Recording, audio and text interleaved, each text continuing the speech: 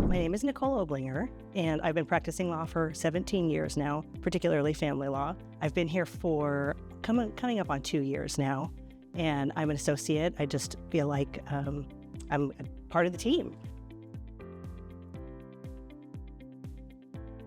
I am actually fifth-generation Arizonan, so I grew up in the Globe, Miami area, about 2 hours east of Phoenix, and I think what I liked most about living there is the small town feel of it. I mean, you pretty much knew everybody, or you were related to them, or both.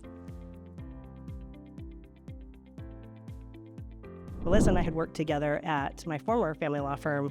She left in 2011, I think, and has worked with Scott since then, and every year had been trying to get me to come over.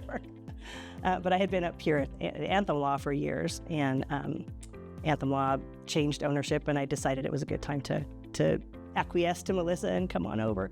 And I really liked, my former place, I didn't have a big team. And I liked the idea of having kind of the brain trust that I know is at Arizona Law Group, having a team that I can turn to for help when I need. I think I've always had a passion for helping people find their voice when they couldn't find it. What kind of sparked it, I guess, there was one particular incident. I was in high school, I was a sophomore, and my government teacher was pretty quiet in high school, at least up to this point. And he had us do some assignment, and I think I got angry at my group and stood up on my desk and started yelling at my group, and he saw me, and I got called to his office after school and thought I was going to be in trouble. And he said, "You're joining my mock trial team. Be at the courthouse tomorrow night at 6 o'clock. I had no idea what he was talking about, no clue.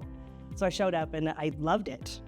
I loved it. So I was on the junior mock trial team and then varsity mock trial team. And as soon as I think I left mock trial that night saying, I want to be a lawyer. I think the most rewarding aspect is that I can come in and help people rebuild their lives when they're starting from the beginning, kind of from scratch. A lot of times we'll have people coming in saying, I'm overwhelmed, I don't know what my life's going to look like from here on, and being able to try to convince them that this is a chance they have to make it look like however they want. You know, it's a chance to start over and do the things that they want to do. And it's to frame it positively and help them get through it without a lot of stress is well, with as little stress as possible.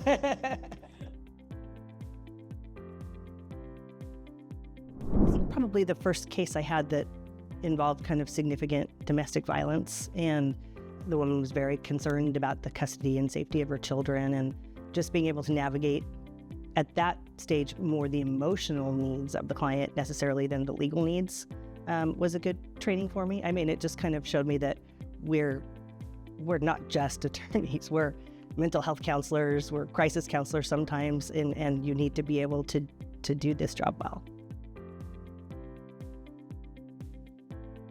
I think I like being able to creatively problem solve. I think the way that our system is set up now, you know, short of going to trial, we have a lot of different ways that we can help people try to negotiate and solve problems before it gets to trial.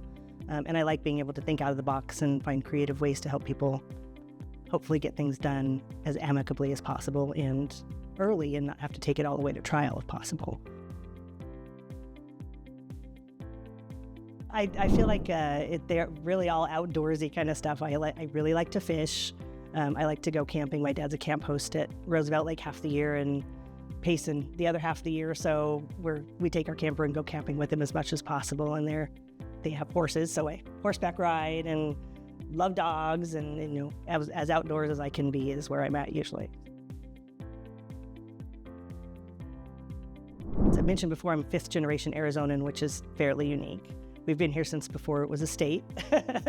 And my great-great-great-grandfather, his name's Merritt Jackson McAllister, is buried in Boot Hill Cemetery in Tombstone. He was shot in a land deal gone bad just outside of Tombstone, and he kind of lived long enough to make it there, and he died of sepsis a couple days after he got shot. So